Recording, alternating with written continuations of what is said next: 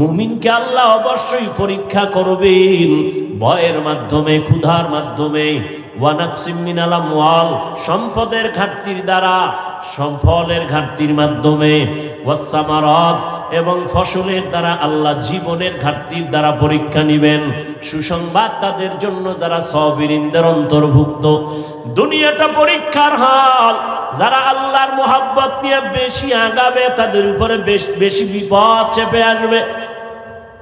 তবে আল্লাহ পাক সান্ত্বনার বাণী দিয়া বলেন, আম্মা ইউজিবুল মুযতাররা ইযা দাআ। ও মুমিন, মুসিবত আসবে কোনো চিন্তা নাই, তবে যদি তুমি মুসিবতে পড়ে আল্লাহকে ডাক দাও, আল্লাহ পাক কুদরতি জিম্মায় তোমার মুসিবত তোমাকে স্পর্শ করার আগে দূর করে দিবেন, হেফাজত করবেন। মুসিবত আসাটা মুমিনদের জন্য একটা বড় নেয়ামত। আল্লাহ পাক কুদরতি পরীক্ষায় মুমিনদের মুসিবত দেন। আল্লাহর বান্দি বাচ্চা নিয়ে লালন পালন করে, সংসার করে, পাইলে খায় না পাইলে নাই, কিন্তু কয়েকদিন ধরে ওই ঘরের মধ্যে দুর্ভিক্ষ চলতেছে, খানা নাই, বাচ্চাগুলো না খায় কান্না করে। আম্মা জান পাগলের মতো চোখের পানি ছেড়ে কান্না করেন, ও আল্লাহ, আমি নিজে না খাইয়া থাকতে পারি, তবে সন্তানের ক্ষুধা সহ্য করা যায় না, নিজে কান্না করি, দুঃখ নাই, কলিজার সন্তানদের চোখের পানি সহ্য করা যায় না। কোথায় যাব, কি করব, হে মালিক একটা রাস্তা খুলে দাও। হঠাৎ অন্তরের মধ্যে চলে আসলো, নিরুপায় আমি, সন্তানের কান্না কত আর সহ্য করা যায়। ওই বান্দি দৌড়াইয়া ওই গুনাহগার নাম করা টাকাওয়ালার দরবারে চলে গেল। সন্ধ্যাবেলা গিয়া সেখানে হাজির। রহমতের নবী ঘটনার বয়ান করেন আর চোখের পানি ছেড়ে কান্না করেন। ওই মহিলা নামাজি, সতী সাধ্বী আল্লাহর বান্দি, চরিত্র এত সুন্দর, সন্তানের ক্ষুধার তৃষ্ণা মিটানোর জন্য গুনাহগার ব্যক্তির সামনে গেল, গিয়া কয়, ভাই আমি অমুক এলাকায় থাকি, আমারে কিছু টাকা দিবেননি, আমার সন্তানগুলো উপবাস, খানা খায় না, চোখের পানি ছেড়ে ক্ষুধার তৃষ্ণায় কান্না করে, চুলায় আগুন জ্বলে না। ওই গুনাহগার জাহান্নামী বান্দা বলে, তোমাকে টাকা দিব, তবে আমার শর্ত, আজকের রাতের জন্য তুমি আমার হয়ে যেতে হবে, তোমার দেহটা আমার জন্য তুমি অক্ষ করে দিতে হবে। মহিলা আল্লাহর বান্দি কিছুক্ষণ চুপ থাকার পরে চিন্তায় পড়ে গেল, আমার সন্তানের খানার জন্য আমি কি আমার দেহটা, আমার সতীত্ব বিনষ্ট করব, চরিত্রের মধ্যে কলঙ্কের দাগ লাগাবো, জানি না কি করব। বেকার হইয়া আল্লাহর বান্দি বলে, ঠিক আছে, আজকের রাতের জন্য আমার দেহটা তোমাকে অক্ষ করে দিলাম, টাকা দাও, আমার বাচ্চাদের কান্না সহ্য করতে পারি না। আল্লাহর বান্দি যখন এই কথা একমত, জাহান্নামী ওই গুনাহগার সুযোগ পেয়ে বলে, ঠিক আছে, টাকা তোমার জন্য রেখে দিলাম, চলো আমার খাস কামরায় চলো। খাস কামরায় নেওয়ার পরে ওই বান্দা এবার ওই মহিলাকে বসায় বলে, তুমি এবার আমার কাছে আসো। আল্লাহর বান্দায় কথা বলা মাত্র দেখে মহিলার শরীরের মধ্যে কম্পন শুরু হয়ে গেছে, এত কাঁপতেছে, আর মহিলার চোখের পানিগুলো গাল বেয়ে পড়তেছে। ওই জাহান্নামী বান্দা ডাক দিয়া বলে, তোমার গায়ে টাচ করি নাই, গালিও দেই নাই, জোর করি নাই, ধমকও দেই নাই, তুমি ইচ্ছা করে আসছো, তুমি নিজেই আমাকে তোমার শরীর লক্ষ্য করার ওয়াদা করেছো, এখন আবার তুমি কেন চোখের পানি ছেড়ে কান্না করো? আল্লাহর বান্দি চিল্লায় কয়, ও আল্লাহর গোলাম, আমার জীবন বড় কষ্টের জীবন, আমি ধুকে ধুকে কষ্টে কষ্টে আমার জীবন কাটিয়েছি, আমার আজও পর্যন্ত জীবনে যত কষ্ট হয়েছে আমার চরিত্র আমি বিক্রি করি নাই, সতীত্ব নষ্ট করি নাই, আজ আমার সন্তানের জন্য আমার চরিত্র নষ্ট করতে হবে, আমি মাওলার কাছে কেমনে দাঁড়াবো, কি জবাব দিব, এই ভয় আমি কান্না করি। আজ তুমি আমারে দরজা আটকাইয়া আমার দেহটাকে তুমি ভোগ করবা, দরজার বাহির থেকে কেউ দেখবে না, কিন্তু আমি এমন মালিকের বান্দি, দুনিয়ার সব ছিদ্র বন্ধ করা যাবে, আমার আল্লাহকে না দেখায় কোনো অন্যায় করা যাবে না। আমি আল্লাহর ভয় চোখের পানি ছেড়ে কান্না করি। আল্লাহর বান্দার মধ্যে মহিলার চোখের পানি গিয়া কলবে একটা ধাক্কা মেরে দিল। ওই গুনাহগার জাহান্নামী চিহ্নিত গুনাহগার জেনাকার ডাক দিয়া কয়, তুমি এখনো চরিত্র বিক্রি করো নাই? মাত্র করার জন্য রুমে আসছো, মাত্র তাও একজন জীবনে, আর সেই অবস্থায় তুমি কাঁপতেছো, কাঁদতেছো। আর আমার জীবনে শত শত নারী আমি ভোগ করেছি, কত গুনাহ জীবনে করেছি। আমি মদ পান করেছি, এমন কোনো গুনাহ নাই আমার চোখের সামনে হয় নাই। আমি জীবনে কত জিনা করেছি, আর তুমি মাত্র একজনের দরজায় এসে কান্না করো আল্লাহর ভয়।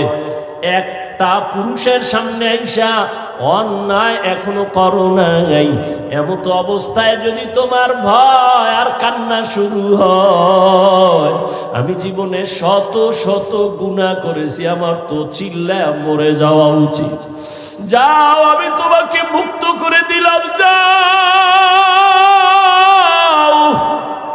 আমি তোমার শরীরের উপর আঘাত করব না, টাচ করব না, যাও, টাকাগুলো নিয়ে যাও, আমি তোমাকে হাদিয়া দিলাম, টাকা লাগবে না, চলে যাও। আর দোয়া করিও আল্লাহ যেন আমাকে মাফ করে দেয়। আল্লাহর বান্দা খাঁটি তওবার নিয়ত করিয়া আল্লাহর আদালতে দাঁড়াইয়া হিসাব দেওয়ার ভয় কান্না করে তওবা করে আর বলে, মালিক, একটা অবলা নারী আমার দরজায় আইসা টাকার কারণে বাচ্চার পেটের ক্ষুধার তৃষ্ণা মিটাইতে গিয়া আমার সামনে আইসা কান্না করে তোমার এত ভয় করে চলে গেল। আমার কপাল এত খারাপ, আমি এই গুনাহ নিয়ে কবরে যেতে চাই না। ও আল্লাহ, দয়া করে তুমি আমাকে মাফ করে দাও। আল্লাহর বান্দা কান্না করে খাঁটি তওবা করিয়া এক পর্যায়ে বান্দার নেক আমল শুরু করলো। হঠাৎ এক বেশি দিন আর বেঁচে থাকলো না, দুনিয়ার থেকে বান্দা চলে গেল।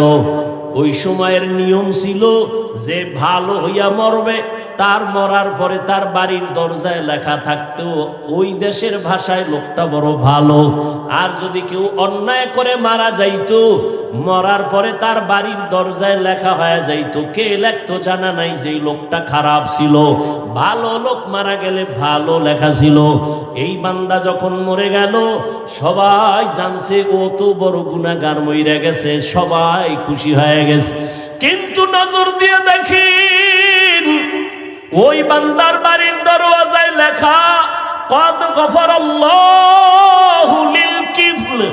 কিফলি নামের ওই বান্দা, আল্লাহর পক্ষ থেকে ওই দরজায় কে যেন লেখা, আল্লাহ তোমাকে মাফ করে দিয়েছেন, তোমার কোনো গুনাহ নাই। লোকেরা আশ্চর্য, চিহ্নিত জিনাকার মদ পান করে, এই লোকটাকে কে মাফ করলো বা কেনই আল্লাহ মাফ করলো? তদন্ত করতে গিয়া এলাকাবাসী সব এক হইয়া তদন্ত করে দেখলো ওই মহিলার সাথে সম্পর্কের কথা। মহিলাকে ডাকা হলো, মহিলা সব ঘটনার বিবরণ দিয়া দিল। আমি আমার আল্লাহর আদালতে দাঁড়াইয়া হিসাব দেওয়ার ভয়ে, আমি টাকার লোভে আইসাও আমি কান্না করে যখন ফেললাম, ওই বান্দা আমার কান্না দেখে তার অন্তরের মধ্যে আল্লাহর ভয় চলে আসছে। আগুনের কাছে গেলে শরীরের মধ্যে তুমি আগুন না লাগাইলো গরম তাপ আসবে। আতরের দোকানে যদি যাও, তুমি আতর না কিনলো আতরের ঘেরান আসবে। ঠিক তাকওয়াওয়ালা আল্লাহওয়ালার সোহবতে যদি যায়, ওই বান্দার অন্তরে আল্লাহর মোহব্বত আসবে। ওই বান্দা গুনাহ থেকে বাঁচার জন্য তৈরি হয়ে যাবে। এই জন্য আল্লাহ বলেন, আমার আদালত বড় ভয়ঙ্কর, আমার আদালত আদালতে দাঁড়াইয়া হিসাব দেওয়ার ভয় যারা গুনাহ ছাড়বা, আমি আল্লাহ ওয়াদা করলাম তার ঠিকানা জান্নাতুল মাওয়া দান করব। এই জন্যই তো সাহাবায়ে কেরাম জান্নাতের টিকিট পাইয়াও তারা জীবনভর কান্না করেন।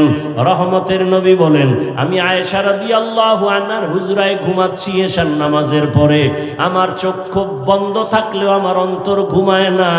রাতের গভীরে আমার হুজরার পাশেই তো মসজিদে নববী, রাতের গভীরে শুনি কান্নার আওয়াজ। এই রাতে কে কান্না করে? আমি ঘুম থেকে উঠা বের হইলাম, নজর করে দেখি মসজিদের মধ্যে জান্নাতি 1 নম্বরের সাহাবী আমার আবু বকর নামাজে দাঁড়ায় কান্না করে।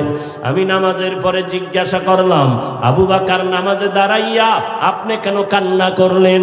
আবু বকর বলেন, ইয়া রাসূলুল্লাহ, আল্লাহর আদালতে দাঁড়াইয়া হিসাব দেওয়ার ভয় আমি কান্না করেছি। নবী বলেন, আবু বকর, আল্লাহ না আপনাকে জান্নাতের সুসংবাদ দিয়েছেন, এরপরও কেন কাঁদেন? বলে যে আল্লাহ আমাকে জান্নাতের সুসংবাদ দিলেন, ওই আল্লাহ যদি আবার কোনো আমলের কারণে আল্লাহ বেজার হয়, জান্নাতের সুসংবাদ বন্ধ হয়ে যাবে। আল্লাহর আদালতে দাঁড়াইয়া আমি কি জবাব দিব সেই ভয়ে কান্না করি।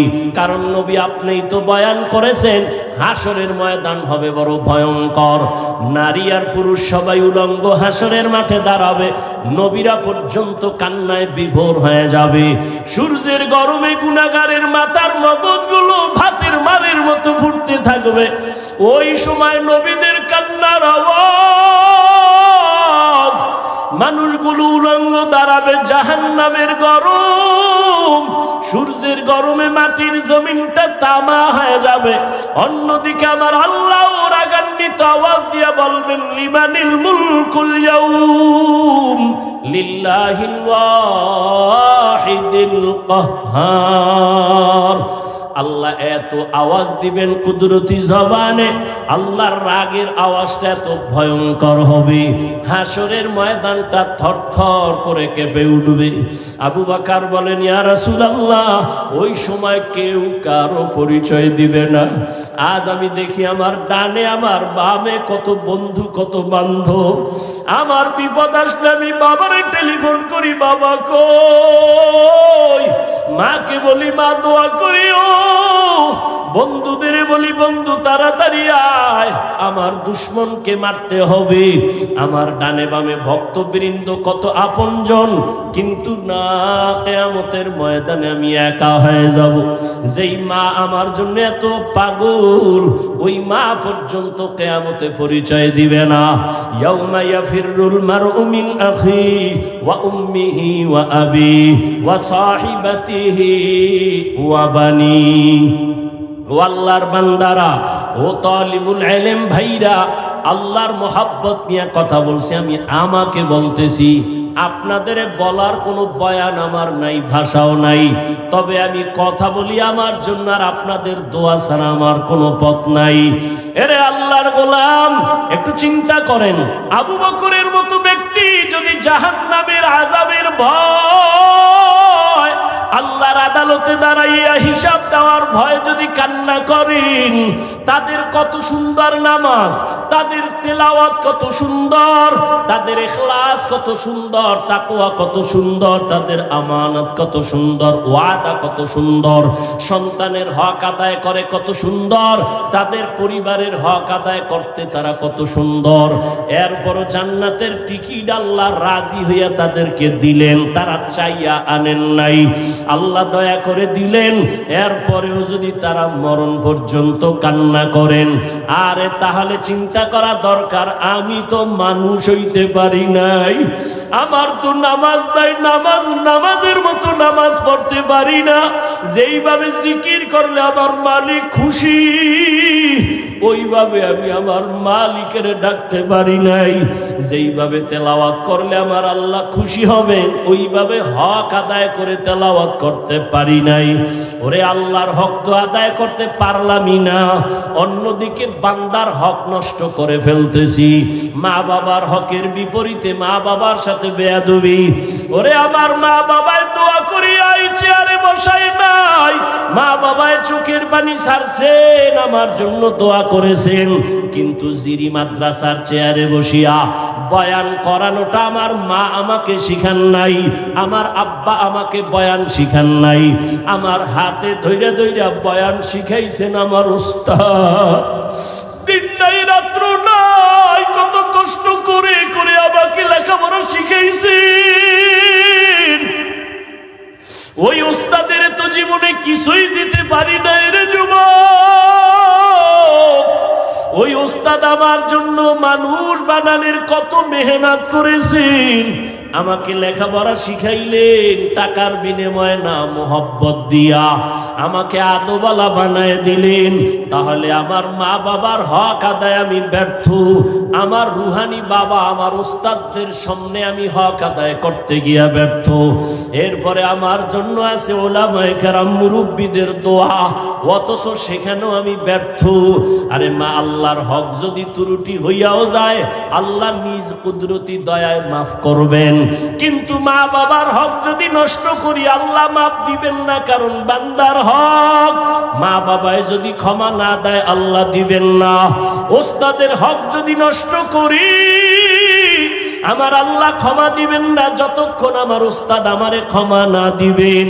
আমার উলামায়ে কেরাম মুরব্বিদের যদি হক আদায় করতে না পারি ও আল্লাহ ক্ষমা দিবেন না, যতক্ষণ তারা আমাকে ক্ষমা না দিবেন। ও আল্লাহর বান্দারা, চিন্তা করা দরকার। আল্লাহ এজন্যই তো মানুষকে চিন্তা ফিকির করার মতো মেধা দিছেন, পশুকে দেন নাই। এজন্য আল্লাহ বারবার বলেন আফালা তাতাফাক্কারুন, আফালা তাকিলুন, আফালা তুবসিরুন। ও মানুষ, একটু চিন্তা করো, আমি আল্লাহ তোমারে কত আদর করে বানাইছি। ও বান্দা, সাহাবায়ে কেরামের চিন্তা যদি করি, তাদের তুলনায় তো আমার সারা দিন রাত্র গলায় রশি লাগায়া চিল্লায়া কান্না দরকার, কারণ আমি তো মানুষ হইতে পারি নাই। মানুষ আমাকে মাওলানা বইলা ডাক দেয়, মানুষ আমাকে সম্মানের চেয়ার আগায় দেয়, কিন্তু আমার জীবনের গুনার খবর যদি সবাই জানতো আমাকে চেয়ারে কেউ বসতে দিত না। আল্লাহ যে আমাকে এত সম্মান দিলেন, আমার গুনার খবর আমার মা বাবায় জানলে কেউ কাছে ডাকতেন না, আমার আপনজনেরা সবাই ঘৃণা করত।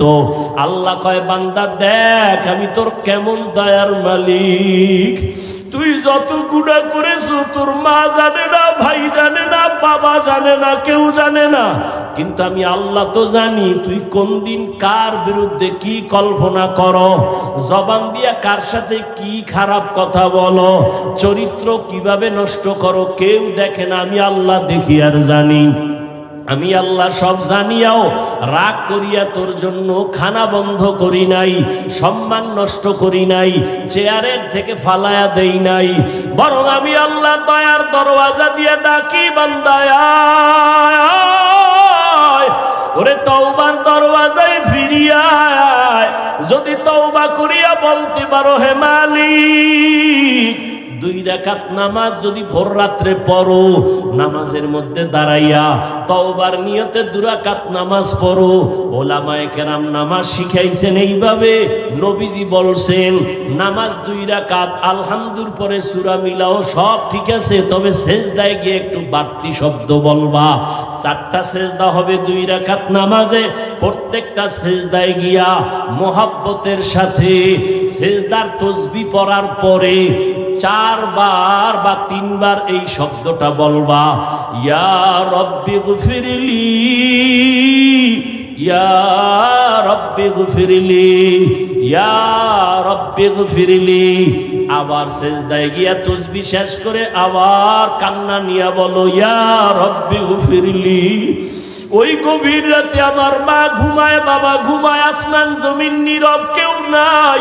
ও মালিক, আমি তোমার কাছে হাজির হয়ে গেছি, তুমি ছাড়া আমার সম্মান দেওয়ার কেউ নাই।